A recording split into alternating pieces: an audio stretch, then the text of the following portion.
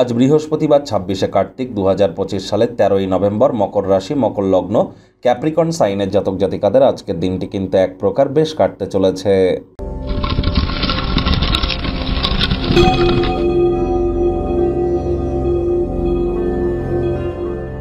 ভিডিওটির শুরুতেই স্ক্রিনে আপনারা দেখতে পাচ্ছেন বৃহস্পতির বীজমন্ত্র ওম গ্রাং গ্রিং গ্রৌং স গুরবে নমঃ।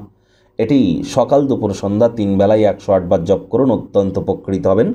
আমাদের বিবাহিত জীবন, আমাদের বিবাহ, সন্তান সন্ততি, পাড়া প্রতিবেশী, আত্মীয় স্বজন, বন্ধুবান্ধব, আধ্যাত্মিক চিন্তন চেতনা, শরীরের ওজন, নাম যশ খ্যাতি প্রভাব প্রতিপত্তি ঐশ্বর্য, এগুলির ধারক কারক বাহক গ্রহ বৃহস্পতি।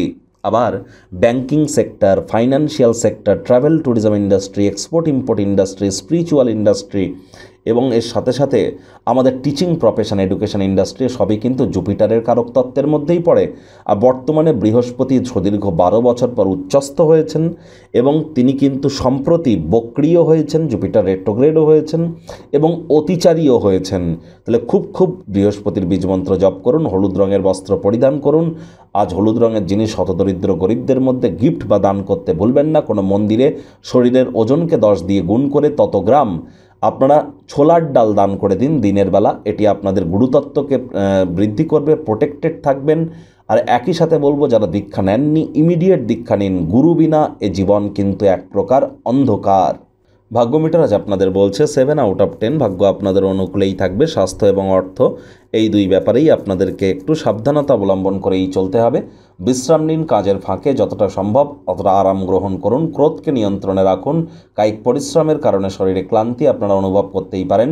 ওজন বুঝে ভোজন গ্রহণ করুন। রাস্তাঘাটে সাবধানে গাড়ি ঘোড়া চালান। কোনো প্রকার নেতিবাচক অনুভূতির আশ্রয় ভুলেও যেন গ্রহণ করবেন না। হতাশা কিন্তু গ্রাস করতেই পারে। আজ অর্থগত ব্যাপারে ব্যয়বহুল একটি দিন। খরচ বাড়বে। নতুন উদ্যোগ পরিকল্পনার পাশাপাশি নতুন নির্মাণ কার্যকে আজ আপনারা পিছিয়ে দিন। অভিজ্ঞ ব্যক্তিবর্গদের সাথে সংযুক্ত হন। তারা কি বলতে চাইছেন তা থেকে শেখার চেষ্টা করুন।